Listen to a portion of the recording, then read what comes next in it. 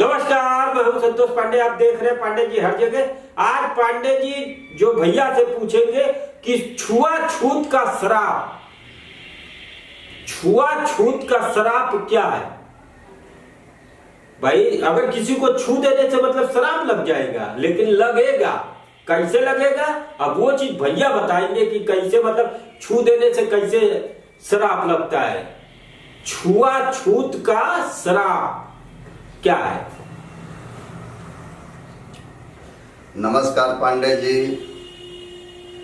और नमस्कार हमारे आदरणीय पूजनीय बड़े बुजुर्ग, छोटे भाई बहन, माता पिता तुल्य, देश विदेश, यहाँ वहाँ जहाँ तहाँ जो भी जैसे जिस स्थिति में है, मैं उन सबको मैं प्रणाम करता हूँ।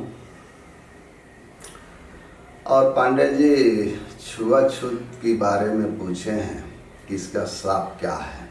मतलब छुआछूत करने से इसका प्रतिफल, इसका उत्तर क्या मिलता है, मतलब इसका क्या परिणाम होता है।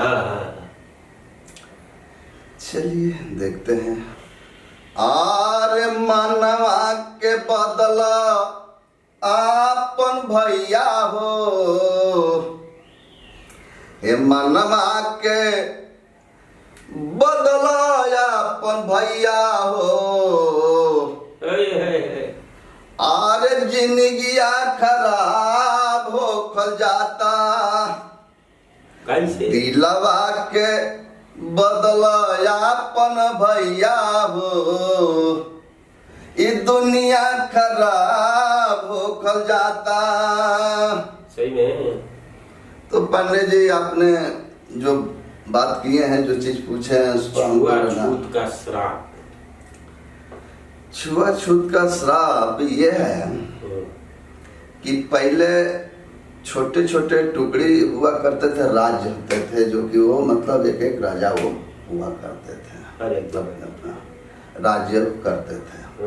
तो ये लोग जो है आपस में रहते रहते कुछ दिन के बाद ये आपस में युद्ध, एक दूसरे को मतलब जो है अपने साम्राज्य कायम करने के लिए मतलब रणनीति अपनी ये लोग हमेशा तैयार करते रहते थे। आज भी होता है देश प्रदेश में, देश में सब लोग कुछ न कुछ रणनीति बनाते ही रहते हैं। तो रणनीति तो हालांकि घर में लोग अब शुरू कर दिए हैं, तो देश विदेश की बातें ही छोड़िए। जब अब गृह में, घर में पहुंच गया ये चीज, जो चीज राज्य में था, देश में था, तो वो चीज तब हो रहा। नहीं तो हर चीज के लिए हर आदमी जो है गुणागणित लगा रहा है, सबसे लगा रहा है, हर समय लगा रहा है, कुछ ना कुछ लूटने ठगने का मतलब जुगाड़ बना रहा है, कुछ ना कुछ उसको बदमाशी करना है, तो करता रहता है। और ऐसे ही वो भी जो है अपना थोड़ा, उसकी सेना ठीक ठाक थी, अच्छी थी, उन लोगों का मतलब प्रशिक्षण अच्छा था, तो वो जो है अपने सेना के बल पर जो है वो युद्ध जीत लेते थे। और जो है युद्ध जीत करके कई मतलब जो है राज्य जो है अपने अंडर में कर लिए थे। तो फिर उन्होंने देखा कि इधर चलो थोड़ा सा, तो चारों तरफ ध्यान लगाते रहते ना कि इधर भी कब्जा कर लो, उधर भी कब्जा कर लो, सब कब्जे करने के तो चक्कर में मामला रहता है। अरे सीट कब्जा कीजिए, चाहे कुर्सी कब्जा कीजिए, चाहे जो भी कब्जा कर, सब कब्जे तो उन्होंने मन बनाया कि भारत में आक्रमण करें हम, ठीक भारत का। पर वो भारत में मराठी लोग जो हैं, जनगण मन अधिनायक जय है, भारत भाग्य विधाता जय है, इसमें कहा गया है ना। तो ये मराठी मतलब जो है युद्ध जो है सभी समुदाय के लोग, कोई महाराष्ट्र के हैं, कोई पंजाबी है, सिख पंजाबी, ये सब कहा गया है। सही बात है। उसमें बता दिया कि भाई सब युद्ध को इस धरती माता के लिए, इस भारत के लिए सभी लोगों का सहयोग, सभी लोगों ने योगदान दिया, सभी लोगों ने लड़ा है। ठीक। तो यही चीज उस वहां पर था, तो उसने मन बनाया। तो मराठी लोग थे, मराठी लोग ठीक ठाक थे वो भी। अरे ये दल जो था, जो लड़ाकू विमान थे, तभी तो उस समय युद्ध में इन लोगों का नाम आता है कि यहाँ के लोग लड़े थे। तो सोचा कि हम कब्जा कर लेंगे चल करके इनसे। तो अब जो है युद्ध हुआ एक दिन, मराठी लोग लड़े, काफी लोग इधर भी मारे गए, काफी लोग उधर भी मारे गए। लेकिन वो चूंकि कई जगह से वो लड़ करके आया था, तो हर जगह उस मारा भी था और जो है मारे भी गए थे। तो उसकी सेना जो है टुकड़ी छोटी हो गई थी, उस देश का जो राजा था। तो उसके पास टुकड़ी छोटी हो गई, तो मतलब जो है थोड़ा सा उसको संकोच हो रहा था कि शायद हम इन लोगों से पार पाए या न पाए। इस सोच विचार में पड़ा हुआ था। एक दिन युद्ध करने के बाद फिर दूसरे दिन भी युद्ध होना था।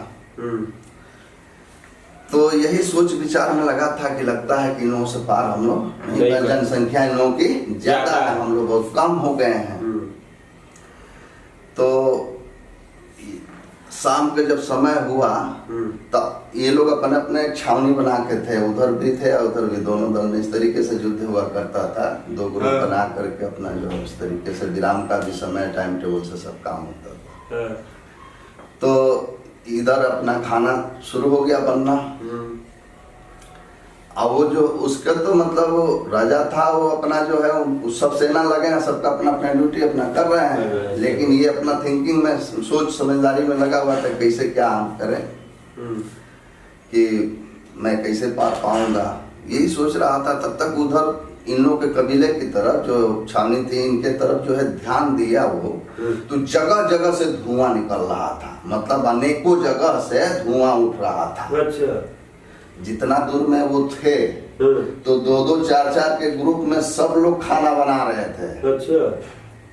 और उसके यहाँ एक ही जगह भंडारा चल रहा था, उसके यहाँ एक ही जगह बन रहा था, सब लोग एक जगह से खा रहे थे।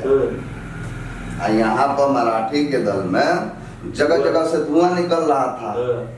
जब वो धुआं देखा तो अपने गुप्तचर को भेजा, बोला कि जा करके देखो कि ये धुआं कैसा उठ रहा है, क्या है ये। जा करके घूम करके उसने देखा, तो देखा तो पता चला उसको कि लोग खाना लकड़ी पर अपना ईंटा जोड़ जोड़ के अपना बना रहे हैं, चार चार के ग्रुप में, कोई यहाँ के यहाँ, जैसे पूरी घास वहां तक। तो ये चीज देख करके गया, यही कैचिंग करने की बात है, रीडिंग करने की बात है। उसने रीड किया इस चीज को, ये चीज वो क्या रीड किया वो ले जा करके बता दिया राजा साहब को अपने कि ये चीज है। उन्होंने रीड किया, गैस किया कि इसका मतलब कि ये लोग जितने ने इन लोगों का आपस में मतभेद है, छुआछूत है, ये अलग अलग ग्रुपों में है, अलग अलग कास्ट में बटे हुए हैं। तब तो अलग अलग अपना अपना खाना बना रहे हैं। और वहाँ उसके सेना में तो एक ही जगह हंडा में बन रहा है, सब लोग मिल के बना रहे हैं, खा रहे हैं, सब लोग कर रहे हैं। तो उसमें तो वहाँ कोई छुआछूत नहीं रहा। छुआछूत तो यहाँ था ना, जब इन लोगों का छुआछूत था तभी तो अलग अलग बना रहे थे, नहीं तो इनका भी एक जगह बनता तो अंदाजा वो न लगा पाता। लेकिन यही कारण हो गया, जो नर्स वो समझ गया कि जो आदमी इतना आपस में छुआछूत भेदभाव रख रहा है, तो आदमी अपनी जान देगा, किसी के लिए मारेगा, लड़ेगा, कोई सवाल ही नहीं है। तो वो समझ गया कि इन लोगों की कमजोरी कहाँ है। वो मन बदल दिया था युद्ध करने से, वहाँ वो समझ गया था कि हम हार जाएंगे, मारे जाएंगे। लेकिन जब ये सिचुएशन को जब देखा वो, तो उसके बाद कि इतना छुआछूत इतना मतलब समाया हुआ है इन लोगों के अंदर कि अलग अलग खाना बना रहे हैं चार चार के ग्रुप में। तो जब आपस में मिल के जो आदमी एक जगह खाना नहीं बना सकता, एक जगह सो नहीं सकता, वो क्या उसकी विचारधारा होगी। सब अलग अलग विचार के हैं, अलग अलग मत के हैं, अलग अलग सोच के हैं। तो ये जो है कभी ये युद्ध कायदे से लड़ नहीं पाएंगे। हम लोग थोड़ा सा होते हुए भी बहुत ज्यादा इनके ऊपर हम लोग डिग्री हासिल कर लेंगे। सही बात है। अब बस यही हुआ, युद्ध हुआ, उसने हिम्मत से लड़ा। ये लोग छुआछूत के मारे मतलब जो है ये भागने लगे इधर से उधर, अपनी अपनी सब लोग जान बचाने लगे। और जितने भागना शुरू किए उतना पीछे से ठोकते गए, फिर वो कामयाबी पा गए वो। तो ये छुआछूत का देन था। यही वजह है कि वो जो है छुआछूत का ये श्राप है। इसी को श्राप कहा जाता है कि यदि छुआछूत न होता तो ये सब काम होता नहीं। अब अंदाजा न लगाता, शायद बिना लड़ाई किए सिलेंडर करके वो भाग गया होता या समर्पण कर दिया होता। लेकिन वो समझ गया कि ये खुद बिखरे हुए हैं, इनकी मन नहीं मिल रही है, एक दूसरे को समझ नहीं पा रहे हैं, तो एक दूसरे के लिए लड़ेंगे मरेंगे क्या? कोई सवाल नहीं। तो ये का चीज है, ये श्राप है। और ये जब श्राप खत्म हो जाएगा, कोई भी युद्ध हो कहीं भी हो, तो ये चीज लगा रहेगा तो कहाँ वहां बात बनेगी भैया? नहीं है। आप अलग आप कहेंगे कि हम इस बेड पर बैठने नहीं देंगे, इस बेड पर हम सोने नहीं देंगे, 4 लोग हैं। अब वो आप पूछते फिरेंगे कि कौन क्या है, किसी क्वालिटी क्या है, क्या पहनावा ओढ़ावा खान पान क्या है, ये तो पूछेंगे नहीं। तो सोशल में समाज में जहाँ संख्या की बात है तो वहाँ तो भाई इस तरीके का ध्यान रहना पड़ेगा। तो सत्संग में कोई छुआछूत नहीं होती है, इसलिए जो है सब एक दूसरे के चरण में गिर जाते हैं, एक दूसरे की बात सुनते हैं, मानते हैं और शांति का माहौल बनाए रहते हैं। ये है। चलिए ठीक है, फिर अगले वीडियो में मिलेंगे। तब तक के लिए नमस्कार। मेरे चैनल को लाइक करिए, सब्सक्राइब करिए और ज्यादा से ज्यादा शेयर करिए। लेकिन कमेंट आप लोगों से हाथ जोड़ के विनती है कि कमेंट आप लोग जरूर किया करिए।